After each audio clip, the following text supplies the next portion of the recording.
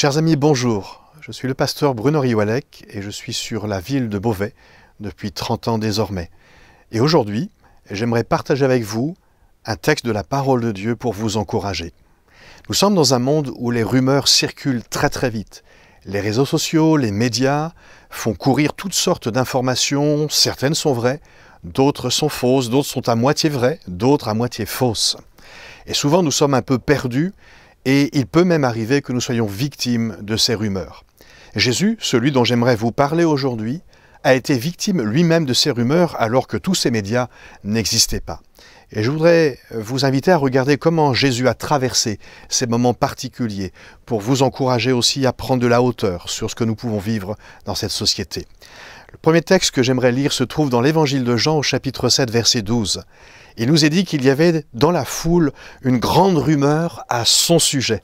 Les uns disaient « c'est un homme de bien » et d'autres disaient « non, il égare la multitude ».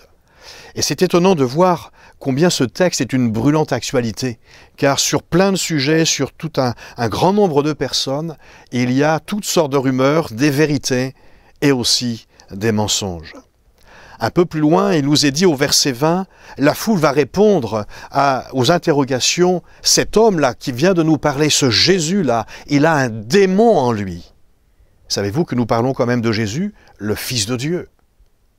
Pourquoi cette foule va prendre le temps d'affirmer qu'il est animé d'un démon simplement parce que Jésus était un homme de bien et qu'il dérangeait dans la société de l'époque? Jésus dérange parce qu'il fait ce que les hommes n'ont jamais réussi à faire naturellement. Il fait du bien, il prend soin des uns et des autres, il annonce une bonne nouvelle, il partage une espérance. Et dans la société de l'époque, ce n'était pas forcément les sujets qu'on traitait le plus facilement. Alors, parce qu'il dérange, on va chercher en lui une occasion de pouvoir le faire taire en prétendant qu'il a un démon. Peut-être toi aussi, dans ton contexte, tu connais ces situations où des rumeurs circulent sur toi et viennent à dire que tu es un homme qui est mauvais ou une femme qui est mauvaise. Peut-être même qu'il y a des accusations qui sont tombées sur ta vie, qui ont été prononcées sur ton nom, qui t'ont sali alors qu'il n'en est rien. Dans le texte que j'ai lu tout à l'heure, où la foule a répondu « tu as un démon », il est précisé « qui est-ce qui cherche à te faire mourir ?» Et peut-être cette question t'interpelle en disant « mais pourquoi est-ce qu'on m'en veut? Pourquoi est-ce qu'on veut me faire mourir ?» Jésus va apporter une réponse qui est peut-être un peu en décalage, mais qui est très interpellante. Jésus dit à ces hommes et à cette foule qui est là, « ne jugez pas selon l'apparence, mais jugez selon la justice. » Et voilà sans doute un repère, une valeur que la société est en train de perdre, alors que les procès se multiplient, nous le savons et nous l'entendons souvent, les mensonges ne permettent plus de rétablir la vérité, et donc la justice devient inique, malgré sa bonne volonté à rétablir la vérité.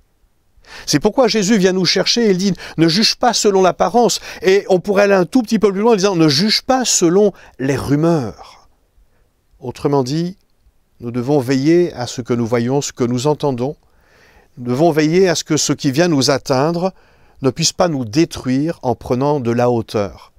Et en réalisant que ceux qui ont peut-être prononcé ces choses, finalement ne nous connaissent pas, ne savent rien de nous, mais ont besoin d'avoir une victime, quelqu'un sur qui déverser leur colère, leur mal-être. Et si Jésus a la capacité de répondre favorablement, de ne pas s'inquiéter de ces rumeurs qui circulent sur lui, c'est parce que Jésus sait qui il sait. Et qu'il a l'approbation de son Père dans tout ce qu'il peut partager et dans le bien qu'il fait autour de lui. Jésus sait parfaitement qu'il est saint, qu'il est irréprochable, et que même si les hommes l'accusent, il sait, lui, au fond de lui, qu'il n'a jamais commis les choses pour lesquelles il est accusé. Et je voudrais t'encourager à découvrir ce Jésus, parce que lui aussi te connaît. Et plus que d'être attentif aux rumeurs qui circulent sur toi, plus que d'être attentif sur les bruits qui circulent, sur les jugements que les hommes peuvent porter sur toi, j'aimerais t'inviter à laisser Jésus porter ce regard miséricordieux sur ta vie. Ce regard bienveillant, ce regard qui aspire et désire simplement à te rétablir dans qui tu es profondément. Peut-être me diras-tu que dans ta vie, il y a peut-être des choses qui ne sont pas tout à fait conformes à ce que Jésus pourrait te demander de vivre. Mais Jésus ne te juge pas. Il ne te condamne pas. Il est vrai que la parole dit que tous les hommes naissent pécheurs, et ni moi ni les autres ne faisons exception à cette règle, et toi non plus tu ne fais pas exception à cette règle. Mais il y a une formidable nouvelle, c'est que Jésus est venu pour pardonner nos péchés, c'est-à-dire redresser tout ce que le monde est venu tordre en chacun de nous. Alors même si certaines rumeurs pouvaient être vraies te concernant, il y a quelqu'un qui peut changer ta vie. Quelqu'un qui peut transformer ta vie et faire taire finalement toutes ces rumeurs en rétablissant dans ta vie une droiture qui te permettra d'être heureux, paisible, mais plus encore, d'avoir la possibilité d'entrer dans l'éternité, celle à laquelle Dieu nous invite tous. Il y a ces paroles très fortes dans la Bible et qui jaillit de la Genèse à l'Apocalypse, c'est l'amour de Dieu. Dieu n'a jamais désespéré de l'humanité malgré tous ses travers, parce que son amour est plus fort que le mal qui peut régner. Les rumeurs peuvent tuer, mais Jésus est une grâce extraordinaire qui peut te relever et qui veut te conduire au salut. Nous apprenons dans ce même chapitre, au verset 31, que plusieurs parmi la foule ont cru en lui. Et cette foule disait, le Christ, quand il viendra, fera-t-il plus de miracles qu'en a fait celui-ci ? Parce qu'ils interrogeaient cet homme pour savoir s'il était réellement le Fils de Dieu. Et je voudrais te dire aujourd'hui que celui que je t'annonce, que je partage avec toi, est réellement le Fils de Dieu. Non, il est bien celui qui fait ces miracles. Et plus que les guérisons des corps, plus que les délivrances qu'il peut opérer, il y a un véritable miracle qu'il veut accomplir dans ta vie. T'accorder le salut après avoir pardonné tes péchés. C'est la plus grande et la plus belle espérance qui soit donnée à cette humanité. Oui, la vie sur cette terre n'est pas facile, mais je voudrais t'encourager à regarder à celui qui peut tout transformer pour que ta vie ne soit plus cette vie difficile, encombrée de toutes ces rumeurs ou d'autres choses qui polluent ton cœur, mais que tu puisses regarder à Christ comme celui qui est une véritable espérance, non seulement pour cette vie sur cette terre, mais aussi pour l'éternité. Je suis reconnaissant envers mon Dieu qui un jour est venu me chercher. Des rumeurs circulaient sur ma vie. Mais j'ai appris à découvrir que les plus belles paroles sont celles qui ont été prononcées par Jésus quand il m'a dit « Je t'aime ». Et quand il m'a dit « Je t'aime », je n'étais pas cet homme que je suis devenu aujourd'hui et qui est encore transformé par Christ jour après jour. J'étais cet homme qui vivait dans le péché. Mais cette parole d'amour m'a percuté. Et aujourd'hui, ce ne sont plus les paroles des hommes qui m'interpellent ou qui peuvent venir m'abîmer.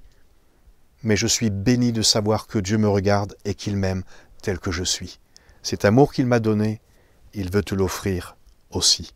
Je voudrais conclure ce petit échange avec toi par une simple prière pour t'inviter à rencontrer celui qui est de toute éternité et qui peut tout transformer. Il est celui qui peut faire taire les rumeurs et te justifier.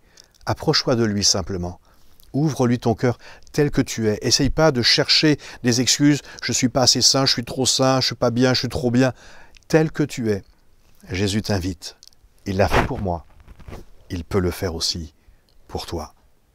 Je t'invite à t'incliner quelques instants, à fermer les yeux.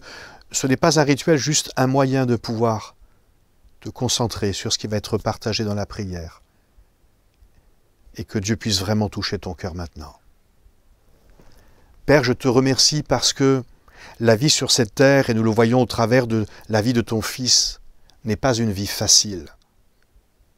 Les cœurs des hommes qui sont abîmés à cause du péché engendrent toutes les difficultés que nous venons de partager et tant d'autres qui existent et dont nous sommes souvent victimes. Mais tu es ce Père extraordinaire qui est capable de redresser tout ce qui a été tordu. Un mot de ta bouche et les situations peuvent être transformées.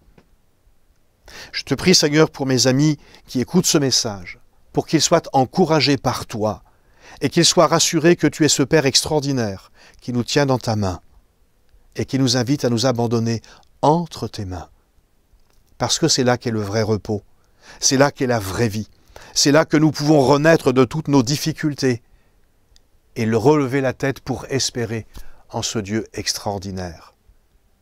Merci Père de bénir celles et ceux qui vont entendre ce message, que l'un ou l'autre puisse reprendre courage et puisse expérimenter la grâce qui est en ton nom. Je te prie pour que cet amour vienne percuter leur cœur, que ta paix et ta joie viennent confirmer que ta parole est vérité, et qu'alors qu'ils sont peut-être au fond du gouffre, tu puisses les aider à sortir de cette situation et vivre une vie épanouie à tes côtés. Merci Père de bénir mes amis. Je te le demande dans le nom précieux de Jésus et pour ta gloire. Amen.